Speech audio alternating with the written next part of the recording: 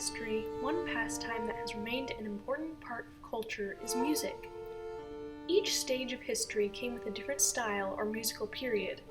The musical periods that we have the most information about starts with the Middle Ages, later progressing into those of the Renaissance, Baroque, Classical, and so on.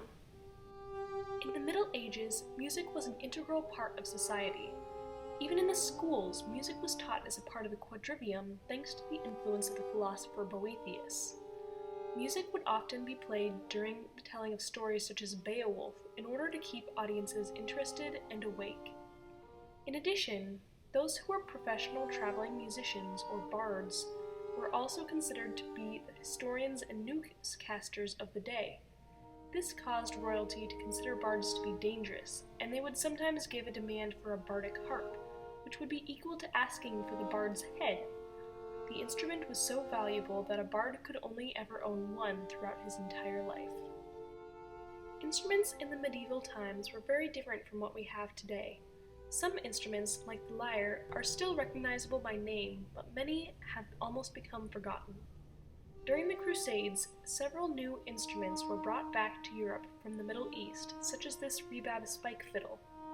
A similar instrument, the rebec, is considered to be the predecessor of the violin. However, there was a big difference between the church music of the Middle Ages and the secular music.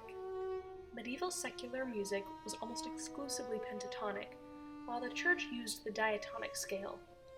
Most of the church's music was composed using 8 different modes instead of the major and minor scales used in later musical periods.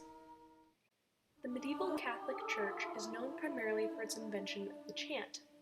A chant is an unaccompanied song usually sung by a choir or a solo voice accompanied by a choir. One of the earliest chant techniques, called an antiphon, was developed in the 1st century. The word antiphon comes from the Greek word meaning octave, and an antiphon chant would consist of 2 choirs, one of men and the other of women. Ideally, the 2 choirs would echo each other singing an octave apart. A particular series of antiphons, called the O antiphons, can be traced back before the time of Charlemagne around the 9th century.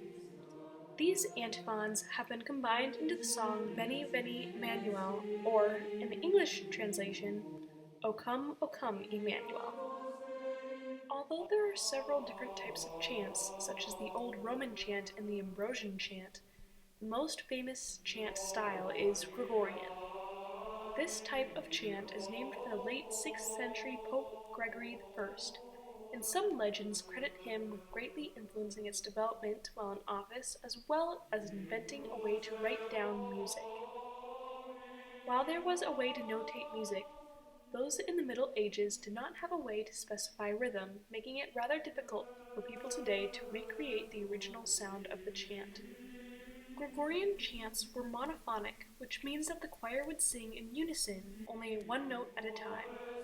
The style of a Gregorian chant is produced by singing an extremely smooth, delicate legato between pitches. The open acoustics of the church building then allowed for an echoing, ethereal song, evoking feelings of peace and eternity. Most of the chants are written after the Psalms, and the sole purpose of the chant was to give and feel a prayer. For a long time, scholars were unsure what notes were actually being sung, even though copies of medieval music were found. Fortunately, in 1845, an 11th century document was found in Dijon that contained the exact translation of medieval musical notation. Through this document, the Montpellier H. 159, many Gregorian chants were able to be sung once again. In the 10th century, a new technique was created that was applied to Gregorian chants. This technique was the organum. When singing an organum style, a note, usually the interval of 4th or 5th under the melody note, was added. This interval would be sung consistently throughout the chant. By the 12th century, the rhythm of the lower notes became separate from the rhythm of the melody. This caused the effect of 2 separate melodies being sung simultaneously, and this marks the beginning of what is known as polyphonic music. The biggest musical development at the end of the Middle Ages was the motet. This genre of composition began as a wordless polyphonic composition for choir. Over time, however, French and eventually Latin words began to be added to the notes of the motet.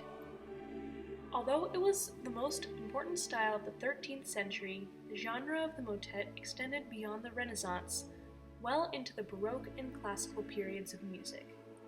In fact, J.S. Bach wrote several motets, and Mozart's famous Ave Verum Corpus is a motet. The Middle Ages had several creative discoveries in the realm of music, perhaps the greatest being the development of polyphonic music. Without the musical discoveries of the Middle Ages, music would certainly not have been able to progress as fast as it did, and the music that we have today would have been something entirely different.